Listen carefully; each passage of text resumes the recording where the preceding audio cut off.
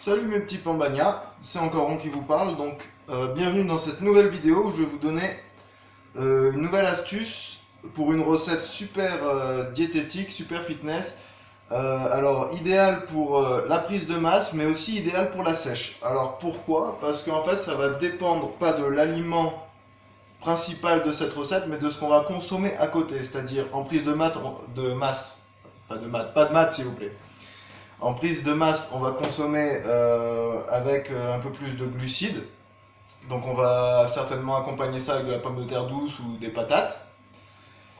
Ou du riz si ça vous dit, mais je trouve qu'avec la patate, ça passe très bien. Et en sèche, on va utiliser donc uniquement ce qu'il y a dans cette recette. Et vous allez voir que ce que j'ai utilisé là, même pour vous montrer, c'est idéal sèche. Il n'y a pas de, il y a vraiment pas d'hydrate dedans. Ok. Alors pour cette recette, vous allez avoir besoin d'aubergines. Donc aubergines, bien grosses, des bien belles, hein. Vous allez avoir besoin de poisson. Alors du colin. Moi je prends du surgelé, donc je prends vraiment la marque la moins chère. Je prends celui-ci là, le pavé carré. Je vais le ranger immédiatement au congélo, maintenant que vous l'avez vu. Alors, il faut savoir qu'en temps normal, je consomme, donc j'achète toujours ma viande chez le boucher, j'achète des produits bio. Alors pourquoi, vous allez me dire pourquoi le poisson? Je prends celui-là parce que le poisson, eh ben, déjà c'est un énorme budget, tout le reste à côté, c'est-à-dire mes compléments, la nourriture bio, la viande blanche, la viande rouge, c'est très cher, les fruits. Donc si je peux économiser sur quelque chose, on va dire que j'aime pas le poisson en fait. Mais dans une diète, on est obligé d'avoir des apports protéinés variés. Il faut que les sources soient variées. On peut pas se contenter de consommer que du blanc de poulet ou c'est pas possible en fait. Enfin c'est possible mais c'est pas l'idéal quoi. Donc j'aime pas trop le poisson et c'est très cher le poisson. Alors ben, je fais mes économies là-dessus parce que de toute façon j'en consomme qu'une seule fois dans la journée du poisson. Et pourquoi le colin? Parce que c'est riche en graisses polyinsaturées. Voilà, c'est riche en oméga 3. Il y a beaucoup de vitamines aussi dans le colin. Donc c'est vraiment un bon poisson, quoi. Ok, donc vous allez avoir besoin de ça. Donc colin, aubergine, basilic frais de préférence, 2 gousses d'ail. Alors moi j'utilise pour cette recette du tabasco, du curry et un demi-citron et un peu de gingembre moulu. Ok, donc alors vous allez tout d'abord faire bouillir de l'eau dans une grosse casserole où vous allez donc couper vos aubergines dans des tranches assez grosses, à peu près de ce style-là. Regardez la taille à peu près qu'elles font, elles sont bien épaisses par rapport à mon doigt. Vous voyez? Donc de ce style-là, là elles sont déjà bouillies. Vous allez ensuite, une fois que c'est cuit, les laisser refroidir un peu pour pouvoir les manipuler en fait, parce que sinon c'est trop chaud et vous allez vous cramer. Vous allez faire la même chose avec le colin, que vous allez plonger dans la même marmite d'eau, quoi, une fois que vous aurez sorti vos aubergines. Et donc vous obtiendrez votre poisson bouilli comme ça. Donc pour ma recette, pour moi j'utilise 200 g de poisson et 200 g d'aubergines. Là, elles y sont plus, parce que j'ai commencé déjà à faire cuire enfin mes 200 g sont déjà cuits. Pour vous montrer à la fin ce que ça donne. Là, donc c'est ce qui me reste à peu près sur le cuisson. Il faut savoir que ne prenez pas 200 grammes, par exemple un pavé, c'est 100 grammes un pavé de poisson. Ne prenez pas 2 pavés pour faire cette recette si vous avez besoin de 200 grammes de poisson. Prenez-en plutôt 3-4 parce que à la cuisson déjà ils vont perdre en poids et ensuite quand vous allez les remettre au four, ils vont peut-être reperdre un tout petit peu. Mais le four c'est vraiment juste pour les faire croustiller entre guillemets quoi, pour leur donner un aspect un peu plus sec. Ok, donc c'est parti. Il vous faut donc une cuillère à soupe, une grosse cuillère, et vous allez enlever donc l'intérieur de l'aubergine. Si ça se déchire, c'est pas très grave, vous faites un petit cône après, d'accord, mais vous essayez de pas la déchirer, c'est mieux.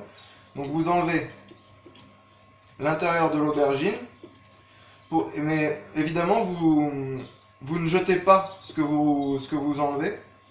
Voilà. Vous allez le mettre, viens ici toi, dans un mixeur. dans un mixeur ou dans un saladier si vous voulez le faire à la main et que vous n'avez pas de mixeur, d'accord? Donc vous enlevez tous vos intérieurs d'aubergine, quoi. Voilà. Si vous arrivez à laisser un fond, c'est bien, comme ça au moins vous pouvez poser la farce dessus. Si vous n'y arrivez pas, c'est pas bien grave, hein. Moi, sur certains ils sont restés, sur d'autres ils sont pas restés. Et vous allez voir, le résultat est vraiment pas mal, quoi. Donc c'est la première fois que je fais cette recette. En fait, j'avais eu l'idée de faire des farcis une fois à la viande. Évidemment en mode diététique, hein, pas les farcis qu'on connaît tous, hein, avec, avec une tonne d'huile et de chapelure et tout ça. Mais du coup, je me suis dit pourquoi pas l'adapter en poisson, parce que vraiment le poisson ça ne me plaît pas. Ensuite, vous prenez votre poisson, vous le mettez dans le mixeur. Donc vous l'avez pesé avant, on va dire que là il y a 200 grammes. D'accord? On va centrer les mains. Super. Ok, ensuite vous prenez donc de l'ail que vous avez haché avec votre basilic que vous avez haché. Vous l'avez mis ensemble. Vous le mettez dedans. D'accord? Ça sent super bon en plus. Vous prenez donc votre demi-citron, j'ai pris un œuf cette fois-ci, et vous l'écrasez bien dedans. Il faut que ça jute bien le citron. Voilà. Ensuite, vous prenez tabasco, quelques gouttes. Il y en a eu un peu beaucoup, mais moi j'aime beaucoup quand ça pique. Ensuite, vous prenez un peu de curry. Vous pouvez y aller un peu plus généreusement avec le curry. C'est pas... voilà. C'est pas quelque chose d'agressif. Alors là, par contre, le gingembre, va falloir faire attention parce que ça peut donner vraiment un goût assez fort. Donc moi, regardez, je prends même pas la poignée à cuillère, je prends vraiment le dos. Je prends ça. Voilà, juste ça. Et je vous montre. Voilà. Et je l'envoie dedans. Ok. Alors, faut savoir que j'utilise du gingembre et de l'ail. Parce que déjà, ce sont deux antioxydants. L'ail est bourré de vitamine C. Et le gingembre plus l'ail, ça fait un genre de combo antioxydant vraiment puissant, quoi. Ensuite, je sale. Bien salé. J'aime bien salé. Voilà. Alors, quand vous allez le mettre au mixeur, il faut savoir que ça va pas bien se mélanger. Il faudra voilà, passer par là avec une cuillère pendant que ça mixe tout doucement et faites attention aux lames et faire redescendre un peu la préparation. D'accord? Ok, donc là ça va faire un petit peu de bruit parce que je vais mixer la préparation.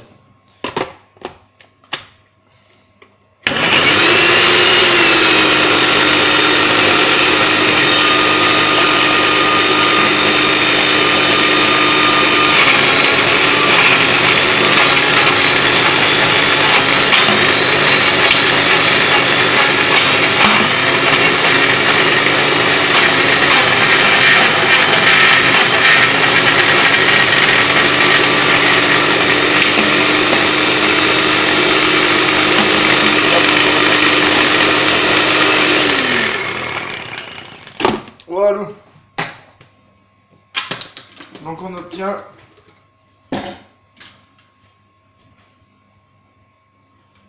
cette bouillie que je vais recitronner un petit peu. Voilà, histoire de la rendre un peu, le pépin,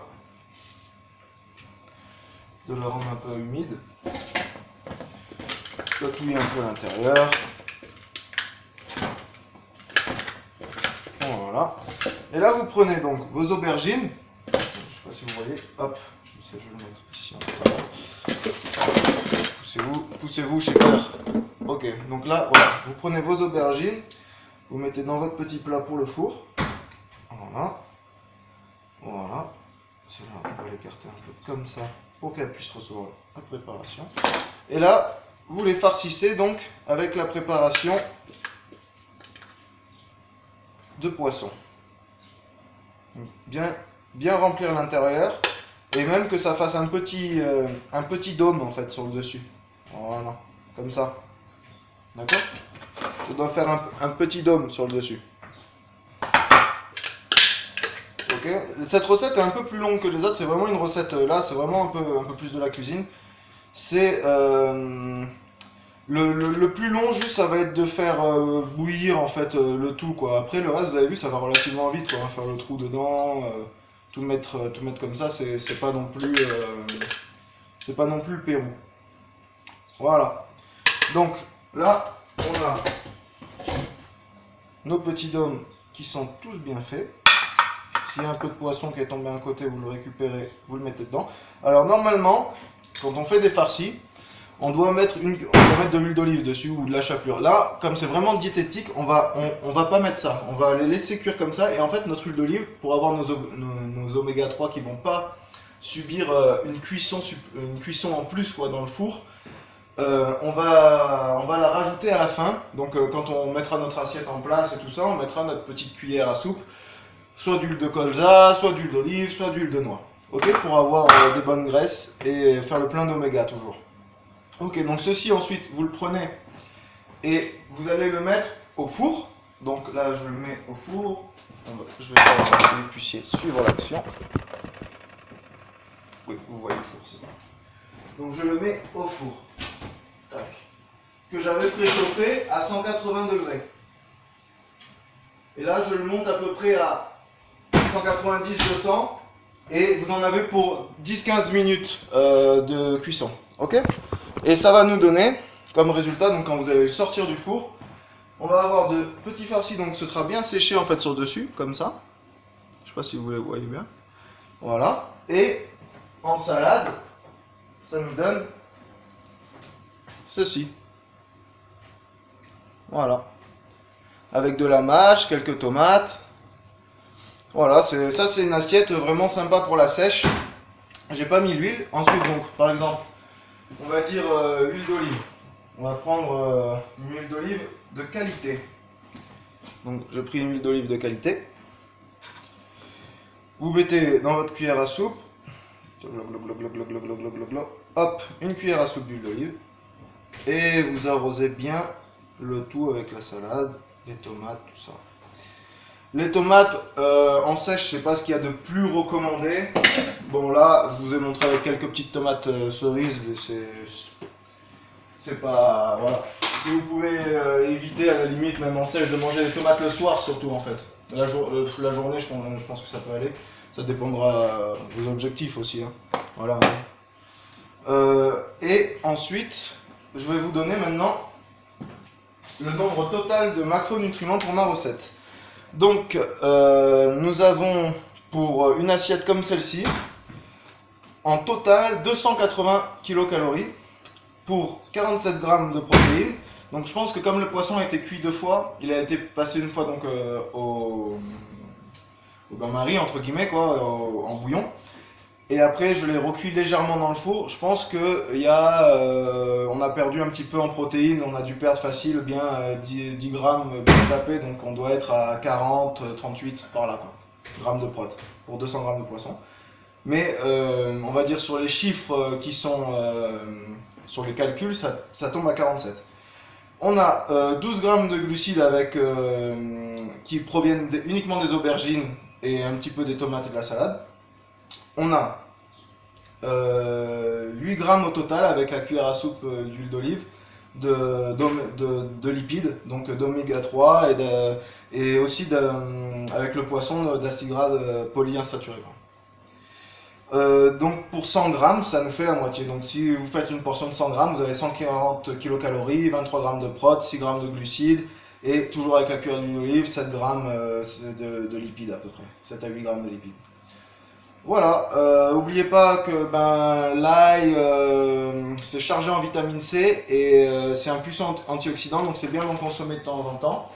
De toute façon, une gousse d'ail c'est tout petit, donc même si c'est assez calorique en général l'ail ou quoi, c'est pas non plus, parce que pour 100 grammes je crois que c'est 150 calories l'ail, mais une petite gousse d'ail vraiment c'est cette taille là, hein, donc vous n'avez pas de souci à vous faire. J'espère que votre recette, que ma recette va vous inspirer, que vous allez vous régaler, que ça vous donne faim, parce que moi maintenant j'ai super faim et je vais me garder ça pour ce soir. Et là maintenant moi c'est l'heure du poulet au barbecue avec du bon riz basmati et une petite salade à côté, quoi. Ben, bon appétit à tous, restez motivés et merci d'avoir regardé ma vidéo. J'espère que vous allez mettre un gros pouce et surtout restez concentrés sur mes vidéos parce que je vais en faire une prochainement sur comment faire une barre protéinée idéale, gros entraînement, une barre protéinée fait maison, quoi. Et elle sera, je pense qu'elle va vraiment être awesome cette barre. Ben à bientôt tout le monde et bon appétit à tous, hein.